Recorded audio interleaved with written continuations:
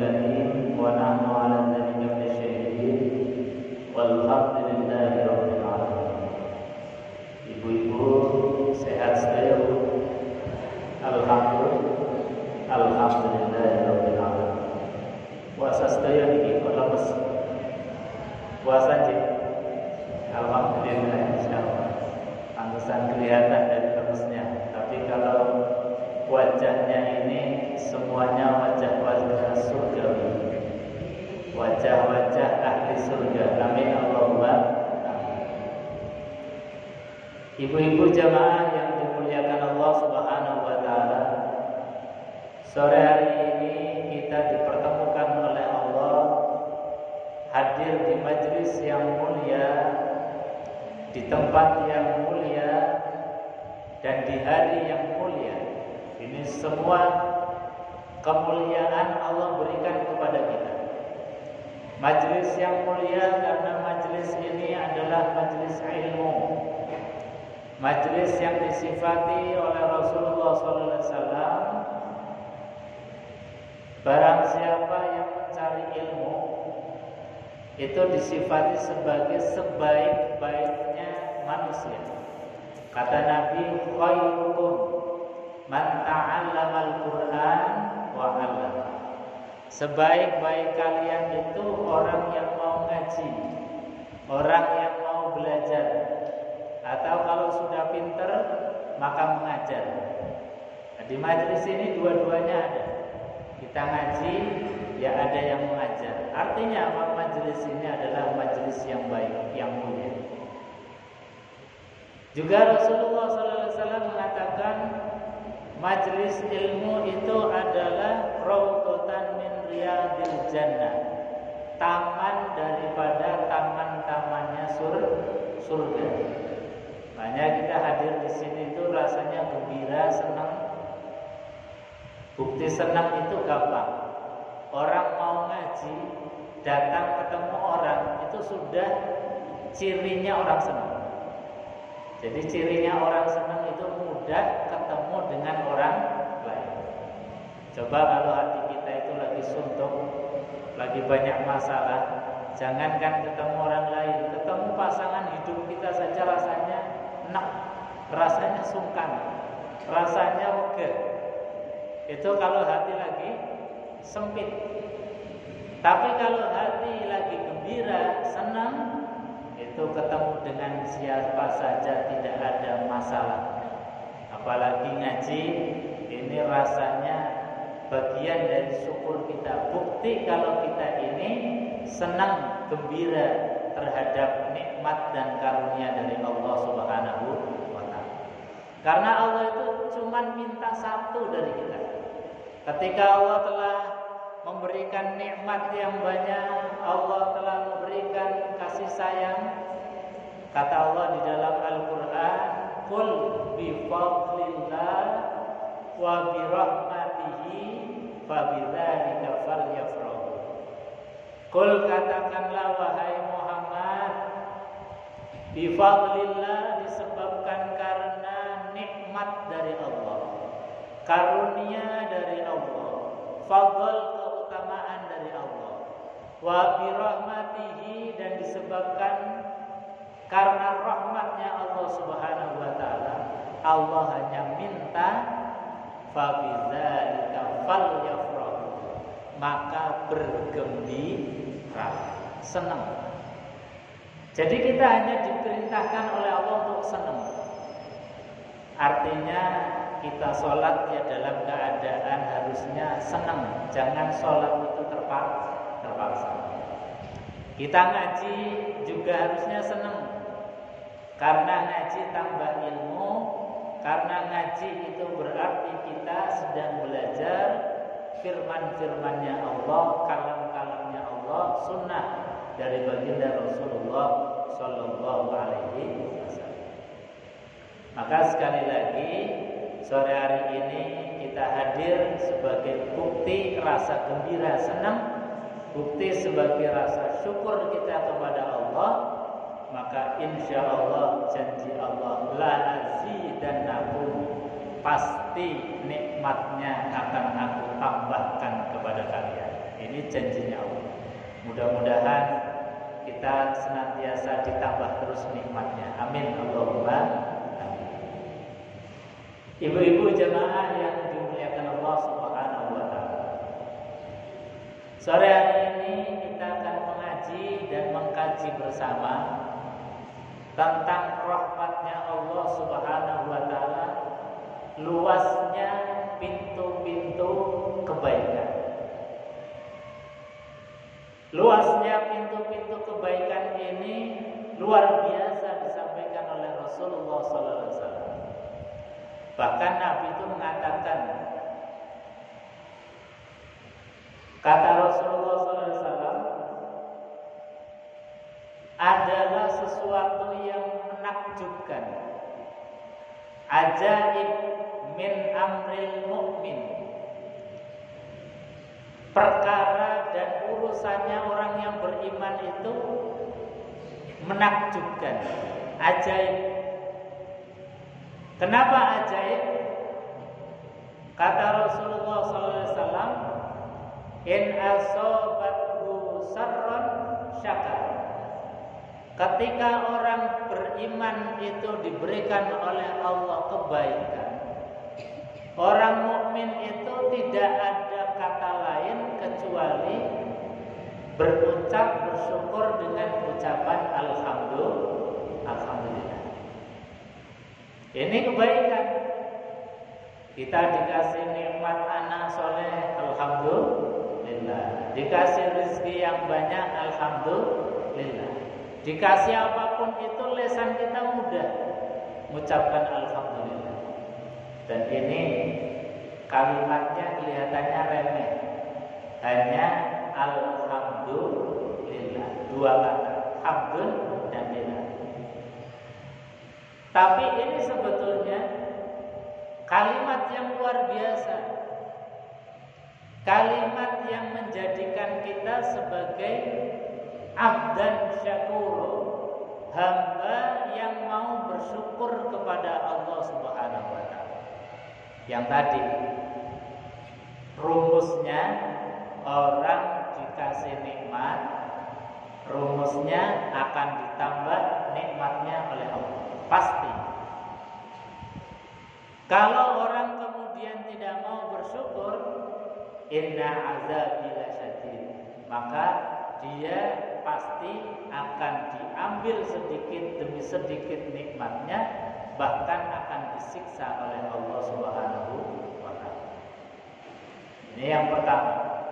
Yang kedua, orang yang bersyukur dengan ucapan alhamdulillah, ini dikasih reward yang luar biasa. Dalam hadis itu, orang yang dalam keadaan senang ya alhamdulillah, susah ya alhamdulillah, bahagia alhamdulillah, bahkan dalam keadaan duka, diuji oleh Allah Subhanahu wa taala, diberikan musibah oleh Allah, kok masih mau mengucapkan alhamdulillah. Ini luar biasa. Ini hadis asbabul wurudnya atau keluarnya hadis ini, ada seorang sahabat Rasulullah SAW itu yang meninggal dunia istrinya atau anaknya. Nah, setiap kali ada musibah ini Allah kirim malaikat untuk takziah. Malaikat datang ke keluarga yang sedang berduka, ikut takziah. Jadi kalau ada yang berduka kemudian kita datang takziah, yang datang itu sebetulnya bukan hanya saudara, bukan hanya tetangga, tetapi malaikat pun diutus oleh Allah untuk takziah. Setelah malaikat ini datang takziah, lapor kepada Allah, wahai Allah, tadi ketika kami ini takziah, keluarga yang ditinggal yang dalam keadaan berduka ini tetap husnuzan kepada Engkau ya Allah. Lisannya itu tetap mengucapkan kalimat alhamdulillah, baru diikuti kalimat istirja, inna lillahi wa inna ilaihi raji'un. Jadi etikanya sebetulnya dalam keadaan musibah itu dahulukan alhamdulillah, baru inna. Tapi ini harus hati-hati. Nanti kalau ada suaminya meninggal dunia kemudian alhamdulillah, banyak yang salah paham kalau ilmunya ini belum sama. Jadi ilmunya ini disamakan dulu. Hadis itu mengajarkan kepada kita dalam keadaan apapun duka alhamdulillah dulu. Jadi supaya nggak salah paham, alhamdulillahnya cukup telinga kita itu mendengar sendiri. Orang lain nggak usah tahu. Jadi dalam lisan kita alhamdulillah, baru istirjanya dikeraskan. Inna lillahi wa inna ilaihi raji'un. Tapi dahulukan alhamdulillah. Kenapa? Karena alhamdulillah itu bagian dari ridho terhadap ketentuannya Allah. Kan kita biasa tuh berdoa, raditu billahi robba wa bil islami dina wa bi muhammadin nabiyya wa rasulah. Artinya apa? Raditu billahi robba, aku rela ridho engkau menjadi Tuhan kami. Kita rela Allah jadi Tuhan, artinya rela terhadap apapun yang menjadi keputusannya Allah Subhanahu wa ta'ala. Meskipun itu kadang keputusannya Allah menurut kita itu sebagai sesuatu kedukaan, sesuatu yang tidak baik. Tapi Quran mengatakan bahwasanya fa'asa an takrahu syai'an wa huwa khairul lakum wa asa an tuhibbu syai'an wa huwa syarrul lakum. Boleh jadi, kata Quran, sesuatu yang menurut kita ini enggak baik, sakit kan menurut kita enggak enak, berduka ditinggal yang kita cintai itu juga enggak enak. Tapi boleh jadi sesuatu yang menurut kita enggak enak, kata Quran, boleh jadi itu merupakan kebaikan untuk kita. Sebaliknya, sesuatu yang mungkin menurut kita ini baik, sehat ini kan baik, tapi boleh jadi sehat yang digunakan untuk maksiat, sehat yang melupakan perintah Allah, itu justru kesehatan yang akan dimintai pertanggungjawaban oleh Allah Subhanahu wa ta'ala. Jadi dalam keadaan apapun, ibu-ibu sekalian, dahulukan kalimat alhamdulillah, baru inna lillahi wa inna ilaihi raji'un. Nah, malaikat lapor pada Allah, wahai Allah, ketika kami bertakziah, ini orang yang dalam keadaan berduka mengucapkan kalimat alhamdulillahirabbil alamin, baru inna lillahi wa inna ilaihi raji'un. Allah mendengar laporan malaikat ini senang sekali. Bukan berarti Allah enggak dengar langsung atau enggak bisa dengar langsung, tapi mendengar laporannya malaikat ini gembira. Saking gembiranya Allah ini, kemudian Allah perintahkan kepada malaikat, wahai malaikat, kalau memang benar apa yang diucapkan oleh orang yang sedang berduka itu, mengucapkan kalimat alhamdulillah, kata Allah, banallahu lahu baitan fil jannah, bangunkan sebuah istana, rumah di surganya Allah Subhanahu wa ta'ala. Ini rewardnya, hadiahnya orang yang lesannya ini basah dengan kalimat alhamdulillah. Lesannya tidak pernah berhenti bersyukur kepada Allah, akan dikasih hadiah rumah, istana di surga. Bahkan rumahnya itu istimewa. Ibu-ibu kalau punya rumah, saya yakin rumahnya nggak ada yang dikasih nama, kecuali mungkin di depan gerbang perumahan ada perumahan korpri, perumahan macam-macam. Tapi di rumah kita nggak ada namanya. Nah, ini rumah yang Allah bangun itu ada namanya. Dikasih namanya Baitul Hamdi. Namanya apa, Bu? Baitul Hamdi.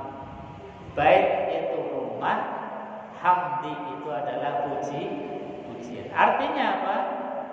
Rumah ini akan disiapkan oleh Allah, diberikan oleh Allah, dihadiahkan oleh Allah untuk siapapun yang dalam keadaan senang ya alhamdulillah, dalam keadaan susah ya alhamdulillah, dalam keadaan gembira ya alhamdulillah, dalam keadaan duka ya alhamdulillah. Ini yang disebut ajaib min amril mu'min. Satu keajaiban perkaranya orang yang beriman. In asobat syarran syakar. Ketika dihadapkan dengan kenikmatan, dengan kebaikan, maka bersyukur. Pun demikian kata Rasulullah, ajaibnya seorang yang beriman itu, in asobathu dharran, ketika toh kita itu dihadapkan dengan sesuatu yang gak enak, fasobaro, kemudian mampu bersabar, mampu sabar, mengendalikan diri, hatinya ditoto, diluaskan hati dan pikirannya, itu pun baik kata Rasulullah.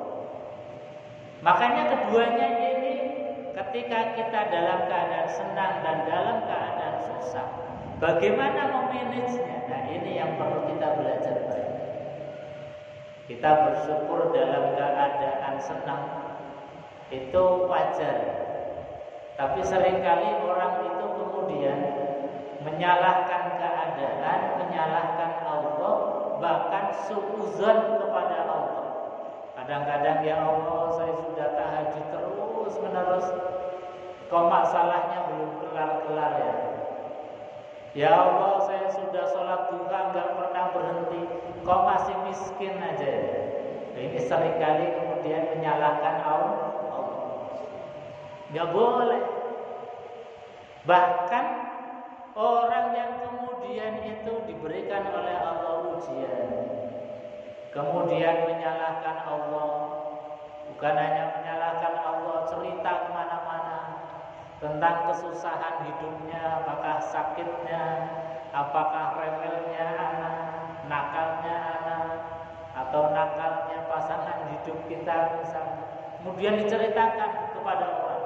Ini Allah Subhanahu wa Ta'ala paling gak suka.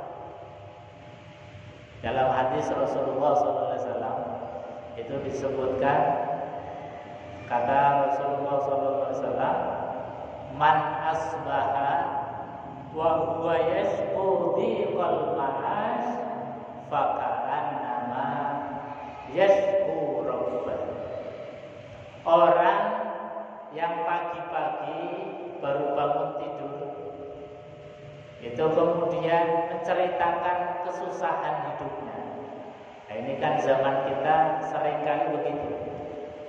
Baru bangun tidur, kemudian badan kita mungkin sakit-sakit, kita ambil HP, bikin status, badan kok rasanya gini amat, di-share, semuanya jadi tahu.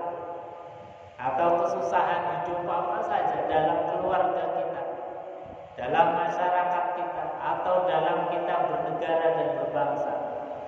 Rasulullah kemudian dijadikan sebagai status kita, seolah-olah kita ini gak nerima terhadap takdirnya Allah, yang semacam ini bahaya. Kata Rasulullah, faka'annama yashku rabbah. Orang yang bersuluk, orang yang menceritakan kesusahan hidupnya kepada makhluk, kepada orang lain, itu sama saja sedang mentersangkakan Allah Subhanahu wa Ta'ala. Jadi seolah-olah Allah gak bisa ngurus kita, seolah-olah Allah gak bisa ngasih sembuh kita, seolah-olah Allah gak bisa ngasih kaya kita, Seolah-olah kita akan mengatakan katanya Allah Maha Bisa, Allah Maha segalanya. Kenapa aku enggak dikasih sembuh ya Allah? Katanya Engkau Maha Kaya ya Allah, kenapa Engkau tidak memberikan kekayaan kepada kami? Kemudian di-share, bikin status. Ini artinya kita tidak terima terhadap takdirnya Allah Subhanahu wa ta'ala. Nah, ini bahaya. Padahal kita punya rukun iman. Rukun iman ada berapa, Bu? 6. Pertama apa? Iman kepada Allah. Kedua, iman kepada malaikat. Ketiga, iman kepada kitab Allah. Iman kepada Rasul Allah. Yang kelima, iman kepada hari akhir. Yang keenam, iman kepada takdir khairihi wa syarrihi minallah. Takdir baik maupun takdir buruk menurut kacamata kita semuanya adalah dari Allah. Yang kalau Allah sudah ngasih kepada kita, pasti itu adalah takdir yang terbaik bagi kita. Artinya apa? Kalau itu takdir yang terbaik bagi kita, meskipun takdirnya kita mungkin sekarang diberikan sakit, diberikan sempit ekonomi, diberikan oleh Allah hati yang gundah gulana, duka dan lain sebagainya, ini terbaik. Karena apa? Karena Allah Subhanahu wa ta'ala ingin menguji kita dan menaikkan derajat kita di mata Allah Subhanahu wa ta'ala. Jadi jangan pernah kemudian kita lari dari ketetapan Allah. Karena orang yang pengen diangkat derajatnya itu pasti diuji. Seperti kita sekolah, anak-anak kita sekolah, kalau pengen naik kelas itu pasti ujian dulu. Mau naik ganti sekolah itu juga ujian dulu. Mau kuliah itu juga ujian lagi. Semua ujian ini harus, orang yang tidak mau diuji artinya tidak mau dinaikkan derajatnya oleh Allah. Karena ini satu rumus kepastian. Dalam Al-Quran itu disebutkan am hasibtum an tadkhulul jannah. Jangan pernah kita berangan-angan mengharapkan atau menyangka akan dimasukkan ke dalam surga. Jangan pernah kita berangan-angan untuk tidak diberikan ujian oleh Allah. Karena enggak ada orang yang tidak diuji. Hatta Rasulullah, sampai pun Rasulullah diuji. Bahkan ujiannya para nabi, para rasul itu melebihi dari ujian-ujian kita. Makanya jangan pernah menyangka kita akan masuk surga tanpa diuji dulu. Jangan pernah menyangka kita akan bahagia tanpa melalui proses-proses ujian. Diberikan oleh Allah, ada yang namanya sakit, ada yang namanya sempit, ada yang namanya macam-macam.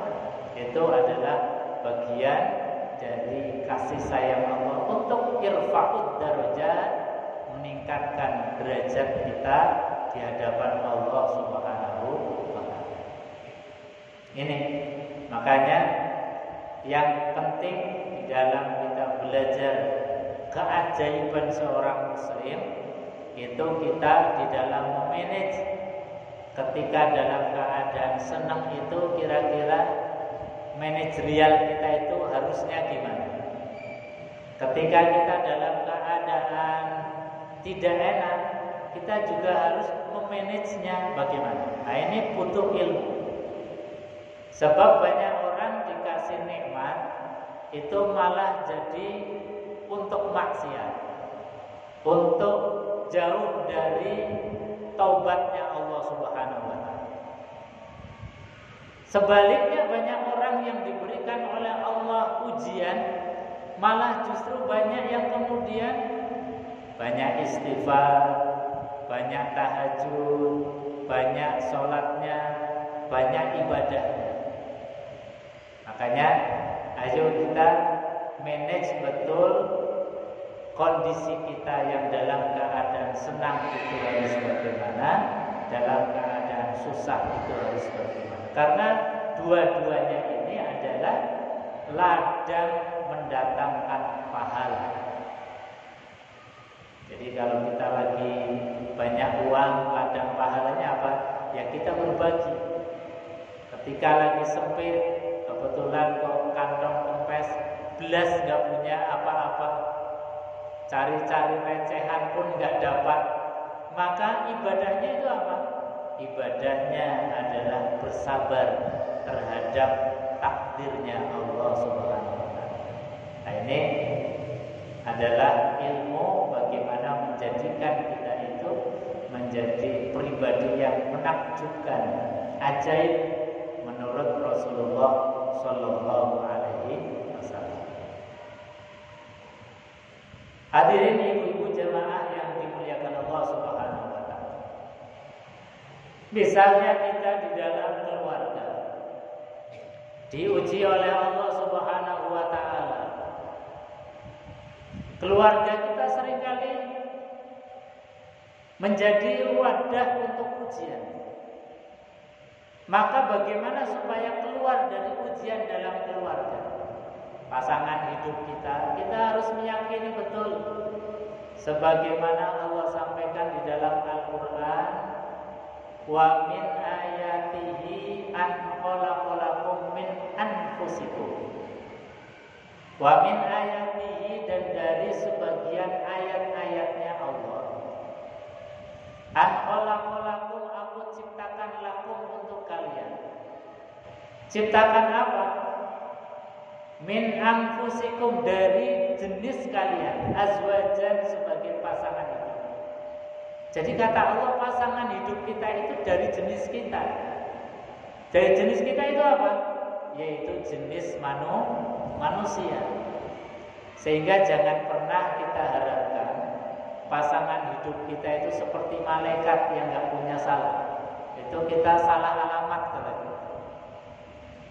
Pasangan hidup kita ya manusia. Karena manusia pasti punya salah dan punya dosa. Ada kebaikannya plus ada keburukannya. Ada kelebihan plus ada kekurangan.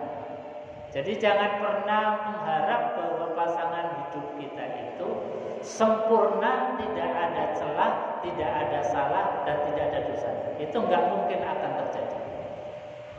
Jadi kita dalam keluarga pastikan bahwa pasangan hidup kita adalah min anfusikum, dari jenis kita, yaitu manusia. Kalau kita sudah sadar tentang itu, ketika pasangan hidup kita itu ada salahnya, ada kurangnya, maka kita itu harus menutupi.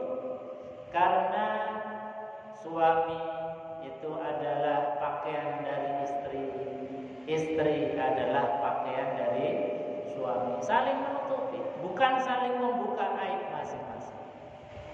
Ini namanya manajemen di dalam kita tadi, menjadi orang yang ajaib, orang yang menakjubkan.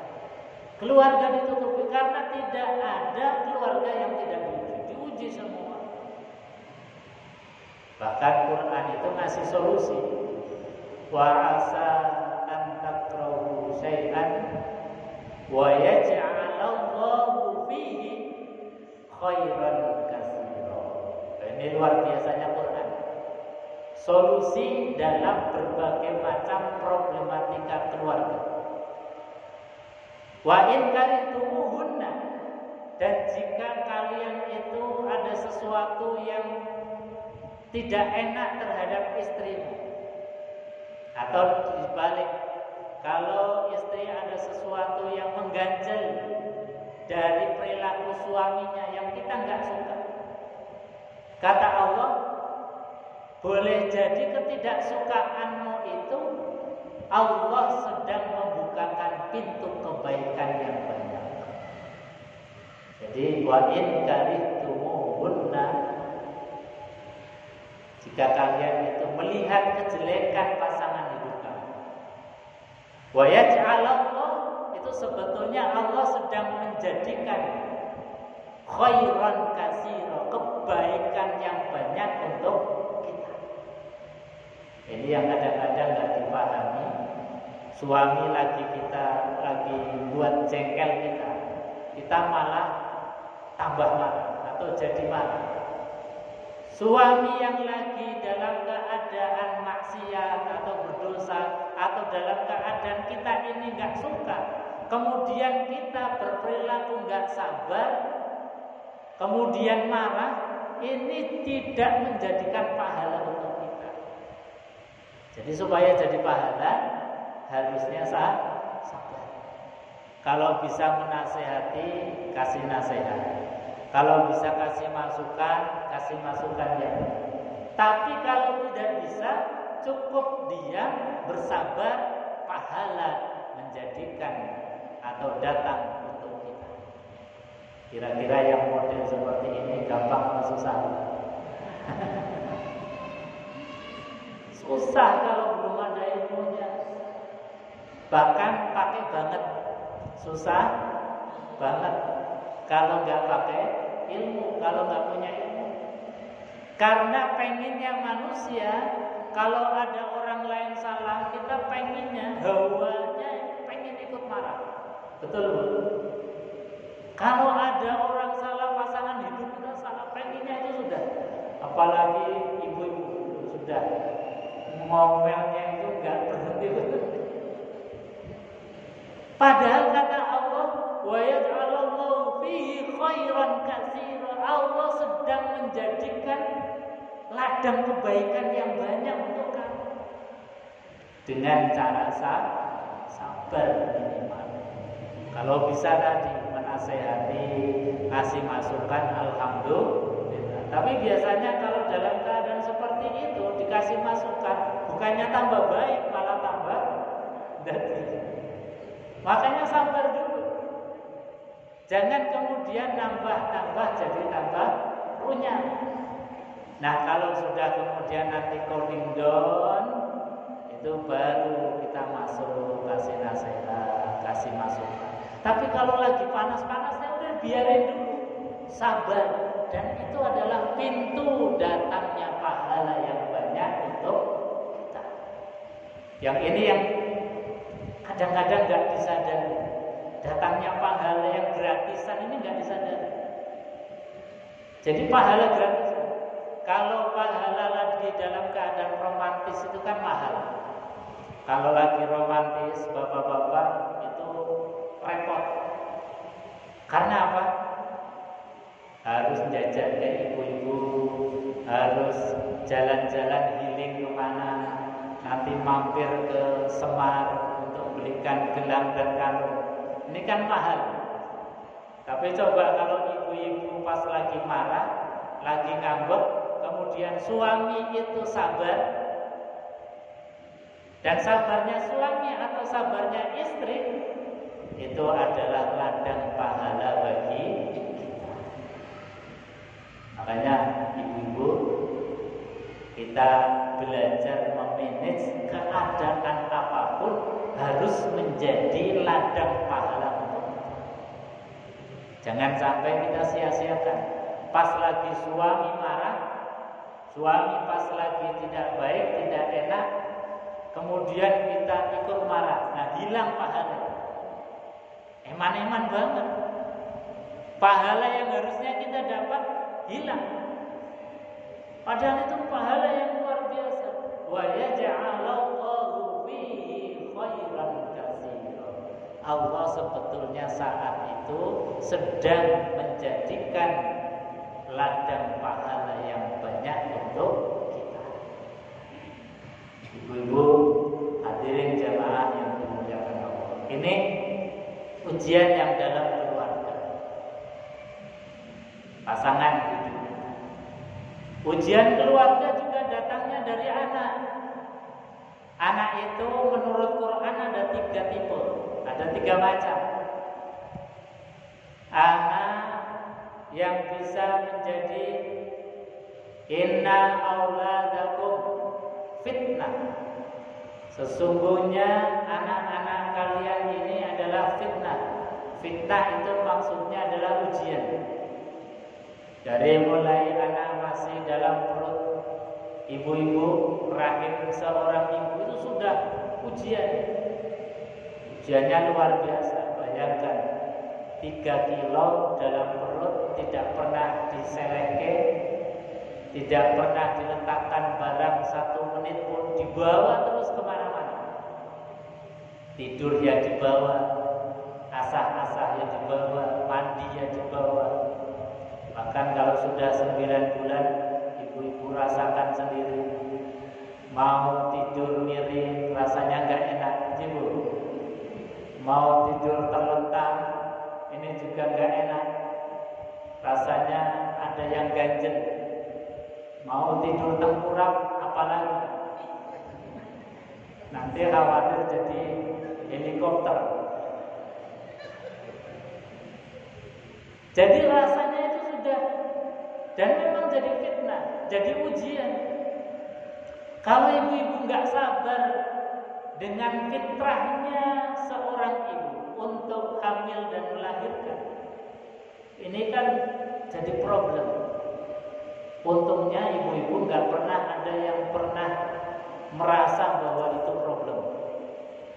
Untungnya ketika ibu-ibu hamil itu nggak pernah merasa bahwa ini adalah sesuatu masalah.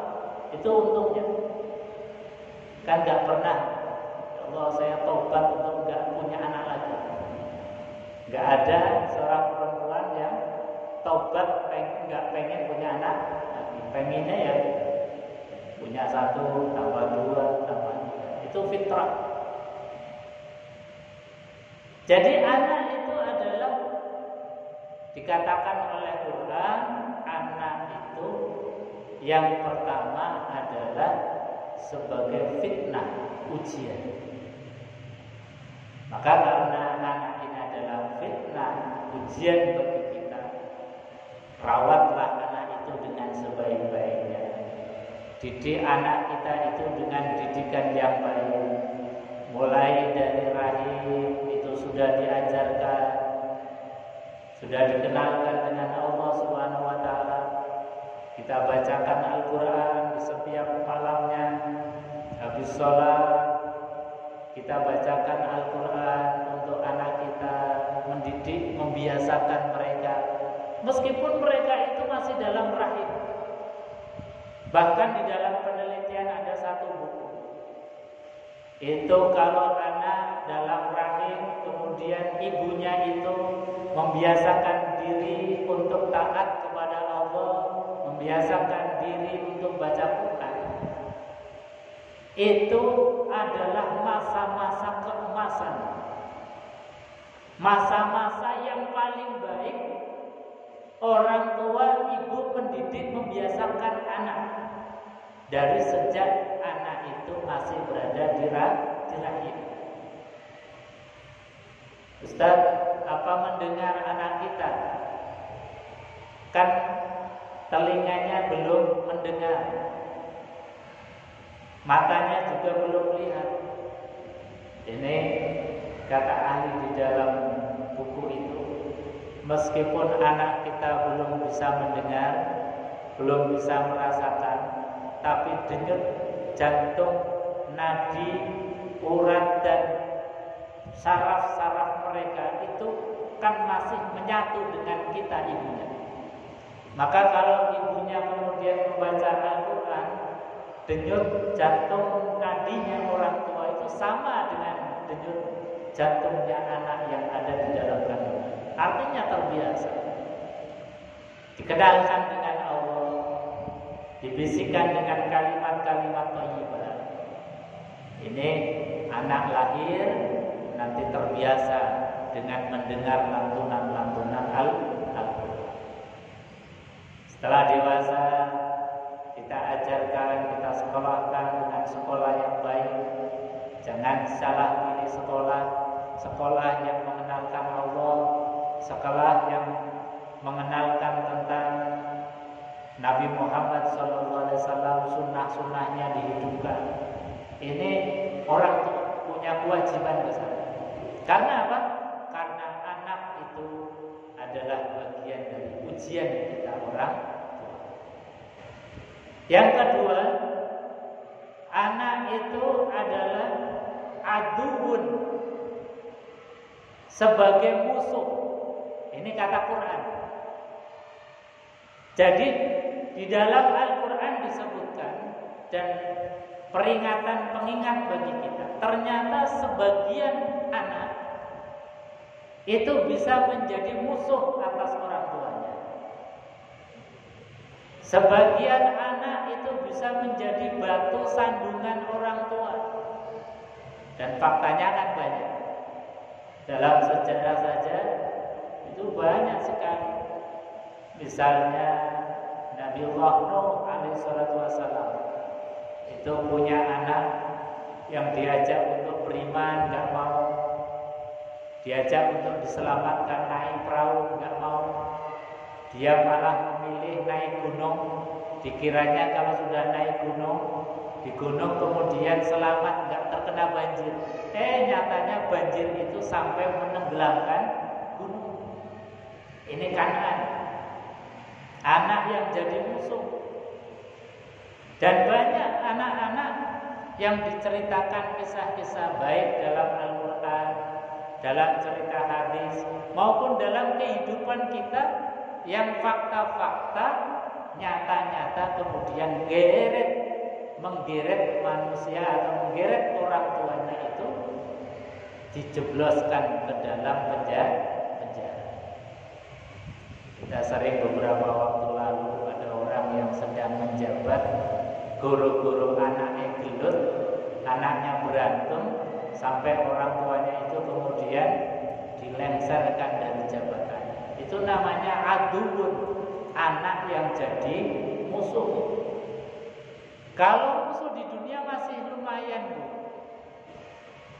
Boleh jadi itu anak jadi musuh nanti di akhirat. Ini yang harus kita waspadai. Musuh di akhirat itu gimana? Kita orang tua yang sudah enak-enak mau masuk surga, tahu-tahu dipanggil. Baik fulanah, nanti dulu jangan masuk surga dulu. Loh kenapa? Saya kan sudah dihisab begini-begini, saya sudah mau masuk surga ini. Jangan dulu. Ini anakmu lagi dihisab. Ini kayaknya tanggung jawabmu belum selesai. Anak ini mau saya masukkan ke dalam neraka. Katanya engkau waktu di dunia ini abai terhadap anak-anak. Ketika anak-anak gak sholat, kita merasa kasihan, gak mau bangunin. Nah ini bahaya. Orang tua merasakan kasihan anak-anak sampai subuh, kemudian gak bangunin. Ini bahaya. Jangan-jangan kitanya sudah sholat, gara-gara anak gak sholat kemudian kita gak bangunkan, kita yang asalnya mau masuk surga gak jadi. Asalnya mau masuk surga tidak jadi. Ini berarti anak jadi musuhnya kita nanti di akhirat. Bahaya sih. Anak kita gak jilbaban misalnya, gak menutup aurat, boleh jadi nanti kita yang sudah menutup aurat nanti mau masuk surga gak jadi. Artinya apa? Kita betul-betul harus mendidik mereka sejak kecil. Kita kenalkan dengan syariat, kita kenalkan dengan agama yang baik. Insya Allah kita orang tua sudah terbebas. Nanti kalau di mahkamah Allah Subhanahu wa Ta'ala, kita sudah bisa membela diri. Ini anak yang menurut Al-Quran, inna auladakum aduun. Sesungguhnya sebagian daripada anak-anak kalian itu menjadi musuh kalian. Ini yang kedua. Yang ketiga, yang semoga ini menjadi harapannya kita. Dan setiap kali kita mohon berdoa kepada Allah supaya anak-anak kita menjadi qurrata a'yun, permata hati kita. Makanya kita berdoa, doanya kita, ya Allah, jadikan anak-anak kita itu qurrata a'yun, a'yun waj'alna lil muttaqina imama. Jadi gelombang atau kelompok golongan yang ketiga ini adalah anak yang disifati sebagai qurrata a'yun. Qurrata a'yun itu yang bagaimana? Qurrata a'yun yang pertama akidahnya sama dengan orang tua. Orang tuanya muslim, anaknya muslim. Orang tuanya rajin sholat, anaknya sama rajin sholat. Orang tuanya sergap ngaji, anak-anaknya juga rajin ngaji. Ini pasti orang tua ini bangga. Habis sholat maghrib pulang ke rumah, anak sudah duduk di kursi, megang Quran, kemudian baca Bismillahirrahmanirrahim. Itu orang tua rasanya seperti hati ini disiram dengan es, rasanya anyes. Ada anak melihat anak kita, cucu kita habis maghrib pegang Quran, baca Quran, kita melihat sendiri, kita mendengar sendiri, itu luar biasa. Itu bagian daripada qurrata a'yun. Rasanya seberat apapun masalah hidup kita, di dalam mencari nafkah untuk menghidupi dan menyekolahkan anak, rasanya tidak ada apa-apanya manakala kemudian kita melihat sendiri anaknya ngaji, anaknya nurut, anaknya kemudian masih rukun dan sujud. Rasanya bangga. Jadi akidahnya sama. Makanya Nabiullah Ibrahim alaihissalam itu ketika mau meninggal dunia dalam keadaan nazar. Nazar itu bahasa kitanya sakaratul maut.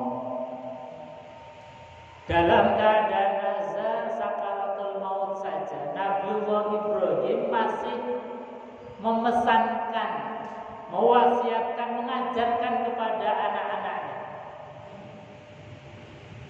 Ini terekam di dalam Al-Quran karena peristiwa ini luar biasa.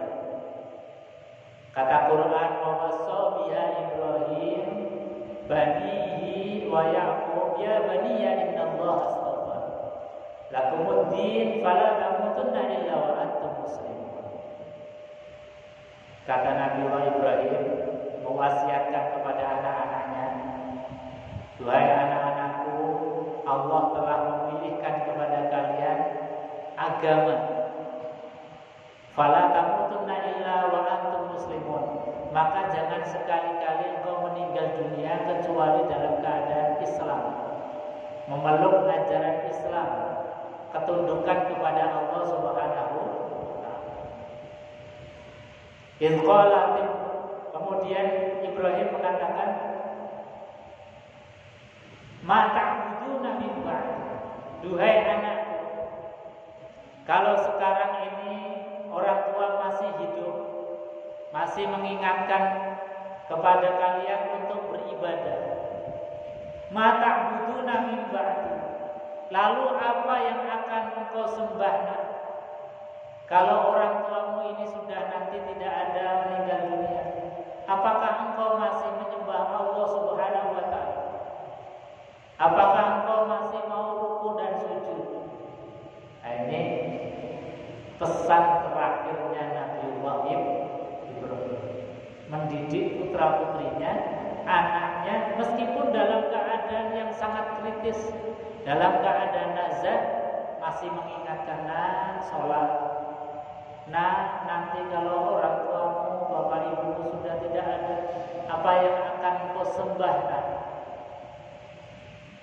kemudian anaknya Nabiullah Ibrahim itu mampu menjawab, qalu na'budu ilahaka wa ilaha abaika Ibrahim wa Ismail wa Ishaq ilaha wahida wa nahnu lahu muslimun.